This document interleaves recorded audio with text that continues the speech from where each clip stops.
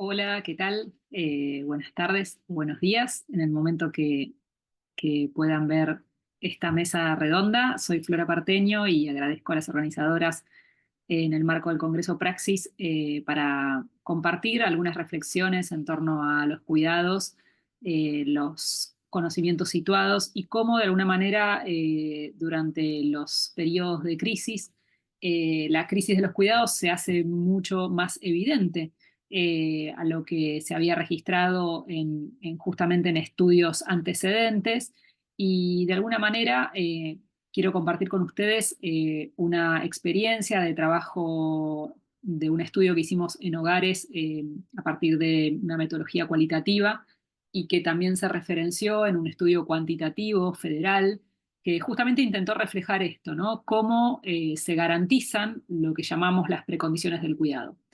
Y este estudio particularmente se hizo en el área metropolitana de Buenos Aires, donde yo me encuentro, donde trabajo, donde doy clases en la universidad.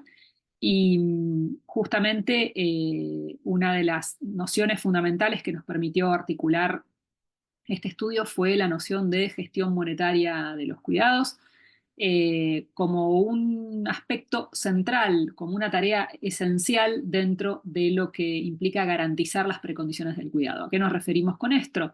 Con esto es todos los dineros que es necesario gestionar, todos los ingresos que es necesario eh, gestionar para justamente cubrir las necesidades de cuidado dentro de los hogares. Y de alguna manera aquí planteamos una relación que es cómo y de qué forma los atributos que van definiendo a la gestión monetaria del cuidado, esto es quién se hace cargo, de qué manera, cómo se cubren estas tareas, eh, también se retroalimentan de aquellas prácticas del cuidado, es decir, en quién recaen habitualmente, un poco lo que muestran las encuestas del uso del tiempo en Argentina, ¿no? Esa sobrecarga de tareas de cuidado que aparece justamente en las mujeres de los hogares y se encuentra altamente feminizada. Y otro aspecto que en este estudio buscamos reflejar fue qué rol tenían las deudas o las dinámicas de endeudamiento de los hogares para reforzar justamente las desigualdades de género durante lo que llamamos las crisis de los cuidados, ¿no? Y cómo se evidencia. ¿En qué contextos? Bueno, la pandemia fue una ventana a partir de la cual nos permitió observar cómo se expresó con contundencia esta crisis de los cuidados. Entonces, de alguna manera vamos a tratar de reflejar esto en el estudio que analizamos aquí. Fíjense los datos de lo que arrojó la encuesta que realizaron, que coordinaron los investigadores Ariel Wilkis y Lucía Tumini. Este es un texto que también pueden consultarlo y fue una referencia para nuestro estudio, ya que el trabajo cualitativo se hizo a la par del estudio cuantitativo, que es el que vemos en pantalla. En ese relevamiento de hogares, aquellos hogares donde se registraba alta demanda de cuidados, es decir, personas a cargo, personas llamadas dependientes, esto también tenemos que tenerlo en cuenta, sean niñas, niños, adultos mayores con márgenes de autonomía más restringidos, es decir, que necesitaban cuidados, personas con discapacidad que necesitaban ciertos cuidados, adolescentes, bueno, en aquellos hogares donde había justamente una alta demanda de cuidados y al mismo tiempo bajos ingresos, ya sea por la situación de desempleo, por la caída de la actividad económica que se dio durante la pandemia, bueno, en esos hogares se encontraban a cargo de jefaturas femeninas, es decir, a cargo de mujeres, y se encontraban en una situación de alto nivel de endeudamiento. Es decir, todas estas características se reunían y confluían en estos hogares, particularmente justamente hogares de clases populares. Entonces, aquí viene un poco lo que presentábamos al inicio, y es esta pregunta en torno a la gestión monetaria de los cuidados y cómo esto nos permite entender, bueno, cuando decimos las mujeres hacen malabares para gestionar los hogares en tiempos de crisis, ¿no? En tiempos de crisis puede ser en tiempos de crisis económicas, en tiempos de crisis de cuidados y lo que vimos con el escenario de la pandemia, de la emergencia sanitaria, es que estas crisis confluían, ¿cierto? Bueno, hay esas esos múltiples malabares que hacen las mujeres es de alguna manera aquellos que implican gestionar los dineros para cubrir necesidades de cuidado. En este caso, la alimentación de los hogares, el pago de las facturas de los servicios, gas, luz, eh, agua. También las necesidades que surgen a través de tratamientos médicos, de asistencias para personas que necesitan tratamiento por alguna enfermedad crónica, pero también todo lo que generó las demandas desde las cuestiones educativas, por ejemplo, gestionar dispositivos para que las niñas puedan continuar sus clases online, ¿no? Todo lo que implicó pensar la pandemia y estas múltiples necesidades que deberían cubrirse desde los hogares. Entonces, esos malabares que a veces se hacen para cuidar también se registraban en los malabares monetarios que era necesario gestionar para garantizar el dinero y los ingresos. También otro de los conceptos que desde los estudios del cuidado ha sido muy pertinente es esa noción de pobreza de tiempo, ¿no? Y cuando se analizan en las encuestas vemos que las mujeres tienen, digamos, pobreza de tiempo porque dedican y destinan más tiempo al cuidado no remunerado. Bueno, ¿y en qué se consume el tiempo cuando hablamos de estas gestiones monetarias? Bueno, justamente en tener que llamar para gestionar un crédito, negociar un plazo, sacar de un cobro para poder cubrir otro pago, incluso gestionar dineros extras cuando hay una emergencia, por ejemplo, una situación de salud de un familiar o tener que cubrir un medicamento, negociar en la tienda o en los almacenes cuando les dan fiado y entonces cómo negociar los plazos de pago. Bueno, todas esas gestiones justamente llevan y consumen tiempo y cuando estas gestiones redundan en endeudamiento, conllevan más tiempos, ¿no? El tema de tener que poner la cara, tener que negociar un plazo, una extensión de un plazo, por ejemplo, con un prestamista. Entonces, esta idea de que cuidar aumenta la pobreza de tiempo, bueno, justamente gestionar los dineros del cuidado también consume tiempo. Y esto impacta directamente en las cargas mentales y muchas veces es una dimensión descuidada en los análisis, que es justamente esta idea de que reclamar, negociar, averiguar justamente en torno a cómo garantizar estos dineros para cuidar, bueno, a veces son tareas que se realizan en completa soledad económica, ¿no? Estas jefaturas femeninas en hogares que llevan adelante sus hogares, por ejemplo, con progenitores que no cumplen las cuotas alimentarias, arrastrando padecimientos o postergando consultas médicas porque hay otras necesidades, hay otras urgencias que cubrir. Sobre el cuidado de otros familiares. Entonces, y esto también lo que implica el peso mental de las deudas y de la carga de estas gestiones, por ejemplo, levantarse en la mitad de la noche recordando que se acerca un vencimiento, que la plata no está disponible para cubrir ese crédito y de alguna manera estas preocupaciones también refuerzan estas cargas mentales, ¿no? Entonces, de alguna manera, lo que vamos viendo es cómo estas propiedades comunes que implican cuidar y gestionar los dineros para cuidar se van encontrando y se van reforzando, ¿no? Y a veces aparecen estos atributos que también encontramos en estas representaciones en torno al cuidado y la naturalización del cuidado, ¿no? Bueno, las mujeres tienen más paciencia para reclamar, para insistir, o tienen más escucha, o tienen más atención para poder llevar adelante un reclamo. Pensemos en todo lo que fueron los reclamos durante la pandemia de las personas que tenían una pensión por discapacidad y, por ejemplo, había que gestionar tratamientos, recetas médicas, consultas online, ¿no? Entonces, cómo estos atributos se vuelven a reeditar y se naturalizan como algo claramente feminizado, ¿no?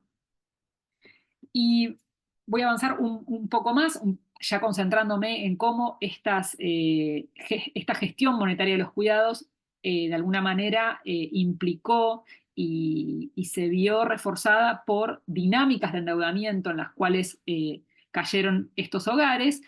Cuando analizamos en el estudio que realizamos a 47 mujeres de distintos hogares, biparentales, homoparentales, monomarentales, bueno, lo que encontramos es que en estos hogares las deudas crecieron más del 150% durante el contexto de la pandemia.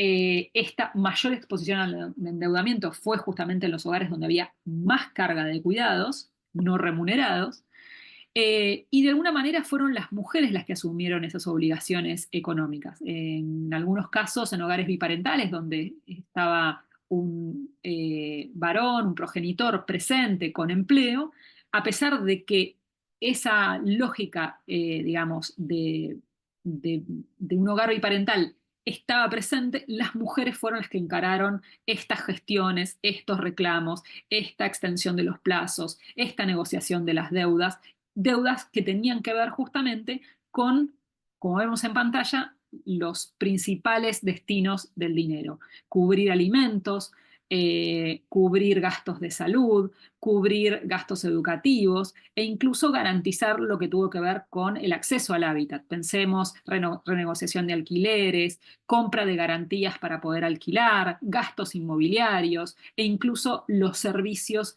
de facturas atrasadas, negociación con las empresas proveedoras de servicios eléctricos, compra de garrafas, digamos, y algo que en este caso tiene mucho que ver, en el caso de estos sectores, con el déficit de una infraestructura urbana que garantice servicios en estos barrios, ¿no? Entonces, como eso también se complejiza mucho más en los gastos que demandan. Finalmente, uno de los planteos que, que aparece con contundencia en las entrevistas es cómo las formas de invisibilización de las tareas del cuidado se reflejan también de igual manera como lo veíamos en esa imagen del iceberg que tan claro ha sido para reflejar estas tensiones y estas formas de invisibilización entre el trabajo reproductivo, el trabajo no remunerado de los cuidados y los trabajos llamados productivos. Bueno, de alguna manera con las deudas pasa algo similar, ¿no? Aparece esta imagen del iceberg en donde justamente gestionar esas deudas que tienen como fundamental destino los cuidados aparecen totalmente invisibilizadas, ¿no? El hecho de negociar una refinanciación, extender un plazo o reclamar, por ejemplo, frente a un cobro desmedido, por ejemplo, de una factura de luz o de un interés en un crédito, bueno, justamente las mujeres son quienes se hacen cargo de esto. Y al mismo tiempo, esto parece totalmente invisibilizado en las tareas del hogar. Incluso muchos sectores acreedores refuerzan muchas de estas lógicas. Por ejemplo, en el caso de las escuelas, cuando hay una deuda, un atraso en las cuotas, sean por cuotas menores, digamos, por montos menores, los sectores acreedores tienden a reforzar en el lugar de las mujeres madres estos reclamos, pero al mismo tiempo no hay un reconocimiento de esa labor. Incluso en muchos diseños de política pública, estas gestiones aparecen totalmente invisibilizadas. Por ejemplo, un caso que es central ver es qué pasa con las mujeres que se encuentran en una situación de violencia de género, conviviendo con el agresor, que muchas veces puede ser el progenitor o el padre de sus hijos, y para justamente lograr escapar de esa situación, lograr zafar, como dicen ellas, de esa situación de violencia de género, se van con lo opuesto de sus casas, con los chicos, con algo de ropa, y con ellas se llevan las deudas de ese hogar. Es decir, por ejemplo, facturas de luz que siguen estando a su nombre, deudas que quedaron en ese hogar que justamente siguen estando a su nombre. Entonces se van, logran zafar de esa situación, pero se llevan con ella las deudas. Entonces en estos casos, bueno, lo que vemos es cómo también hay dinámicas donde se refuerzan estas formas de violencia y al mismo tiempo, como en el caso del diseño de políticas públicas de acompañamiento en estos casos, debería poder tener esta doble mirada de pensar esos antecedentes, esas trayectorias financieras, esos itinerarios financieros que en muchos casos son no solamente arrastrar historias de violencia, sino también arrastrar deudas. Y en estos casos también nos pasaba que las trayectorias justamente económicas se veían totalmente impactadas justamente por estas deudas del cuidado, ¿no? Por ejemplo, cuando las mujeres arrastran una trayectoria financiera de irregularidad, y justamente no pueden salir de esa situación, por ejemplo, pagar una deuda que les había quedado por un crédito de ropa para sus hijos o sus hijas, que se fue acumulando, que en este caso en Argentina es entrar en una base de morosidad, aquí se llama el veraz. Bueno, justamente el hecho de no poder conseguir un empleo formal, registrado, con protección laboral, por justamente la gran carga de cuidados a la cual responden cotidianamente, bueno, esto las dejaba empantanadas en una situación de irregularidad financiera, pero al mismo tiempo sin herramientas y sin posibilidades de poder zafar de esas lógicas, ¿no? Entonces ahí también vamos viendo cómo esa llamada resolución generalizada de las deudas termina impactando en la situación de las mujeres y la lleva a postergar múltiples cuestiones, ¿no? El hecho de poder lograr, poder tramitar nuevos servicios, poder sacar un crédito en condiciones de formalidad y entonces verse expuesta a tener que recurrir a créditos en el circuito informal, con altas tasas, incluso en algunos casos con riesgos en la negociación de esos créditos, por ejemplo, con prestamistas de pago diario, que justamente abusan de estas lógicas para el cobro de intereses, para incluso apelar a situaciones de acoso frente a situaciones de morosidad. Entonces, todas estas dinámicas, lo que vemos es que en el caso de, de la situación de estas mujeres, se ve reforzada. Y finalmente, para cerrar, algunas claves de análisis, y por supuesto les invitamos y compartimos los dos estudios que hicimos en torno a las dinámicas de endeudamiento, a las cargas de cuidado y al aumento de la vulnerabilidad financiera. Y es por ahí quedarnos con estos 4 resaltados.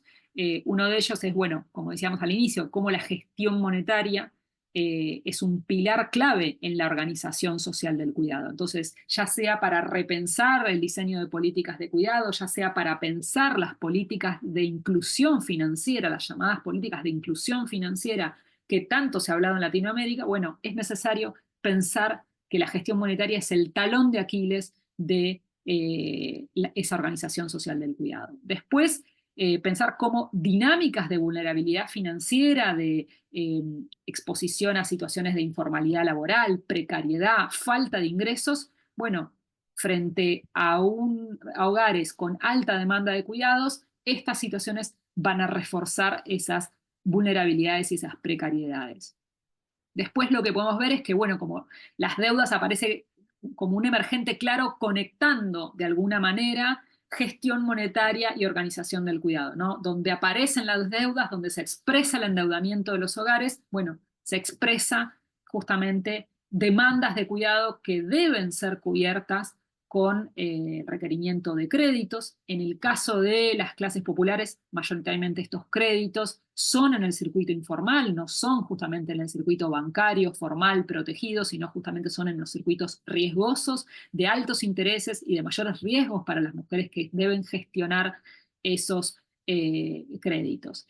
Y de alguna manera, estas dinámicas que ya veíamos en los estudios del cuidado y que desde la economía feminista tanto se ha insistido en remarcar cómo hay dinámicas de naturalización y de invisibilización de estas tareas y que esto de alguna manera termina incrementando las desigualdades entre los géneros y al mismo tiempo se agudizan en contextos de crisis. La pandemia nos permitió ver esto, pero podemos pensar cómo esto se expresa en otros contextos, ¿no? Las llamadas crisis que se expresan, como lo estamos viendo ahora, por políticas de austeridad, por recortes del Estado en materia de inversión en servicios públicos, por la ausencia de políticas de cuidado y de discusión de un sistema integral de cuidados. Entonces, lo que vemos aquí es cómo esto refuerza las desigualdades y se expresa y tiene sus expresiones materiales concretas. Así que me quedo por aquí. Gracias por la atención y quedamos en contacto para continuar dialogando.